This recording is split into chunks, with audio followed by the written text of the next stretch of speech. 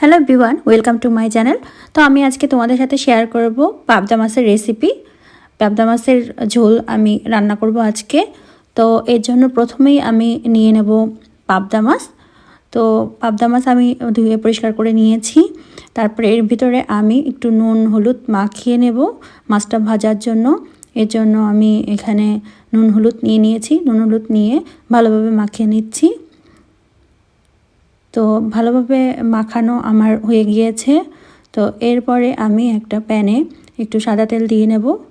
তেলটা গরম হওয়ার পরে আমি মাছগুলোকে দিয়ে দেব।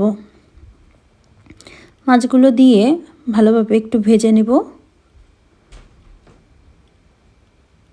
মাছগুলো আমি এপিট ওপিট করে একটু ভেজে নেব।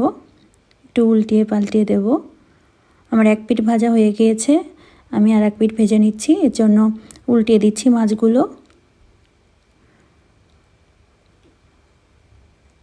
তো মাছ ভাজা আমার হয়ে গিয়েছে, এখন মাছগুলোকে আমি তুলে নেব। তো মাছগুলোকে আমি তুলে নেওয়ার পরে ওই তেলেই আমি আলুগুলো ভেজে নেব। যেহেতু আমি আলু দিয়ে পাবদা মাছের ঝোল করছি, এর জন্য আমি আলুগুলো ওই একই তেলে একটু আগে থেকে ভেজে নেব, একটু নুন হলুদ দিয়ে। আলুগুলো আমার ভাজা হয়ে গেছে, আমি এখন আলুগুলো তুলে নেব।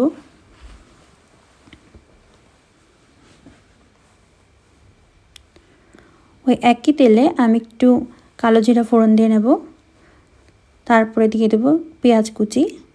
পেঁয়াজ কুচি দিয়ে একটু ভালোভাবে নাড়াচাড়া করে নেব।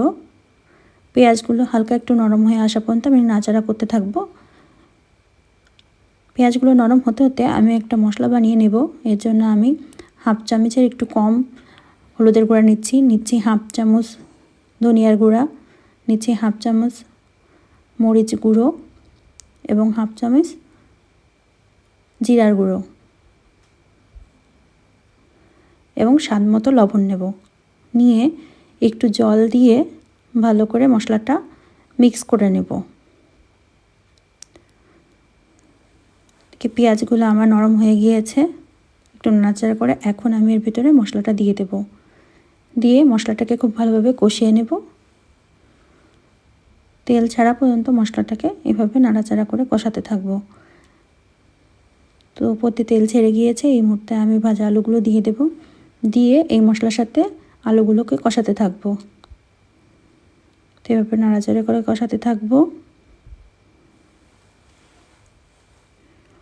এভাবে তেল ছেড়ে গিয়েছে, এখন আমি ঝোল দিয়ে দেব। এর জন্য জল দিলাম। জলটা দিয়ে মশলাগুলোকে ভালোভাবে একটু নাড়াচাড়া করে দিলাম। এখন আমি দুটো কাঁচা লঙ্কা দিয়ে দিলাম এর ভিতরে। এখন ঝোলটা ফুটে উঠেছে। এই পর্যায়ে আমি ভেজে রাখা মাছগুলোর ভিতরে দিয়ে দেব। মাছগুলো দিয়ে একটু উল্টিয়ে পাল্টিয়ে দেব, যাতে মাছের ভিতরে ঝাল মশলাগুলো ভালোভাবে ঢোকে। এটার জন্য মাছগুলো আমি একটু উল্টিয়ে দেব। আমি সবগুলো মাছই উল্টিয়ে দেবো এভাবে করে। উল্টিয়ে একটু জাল হতে দেব।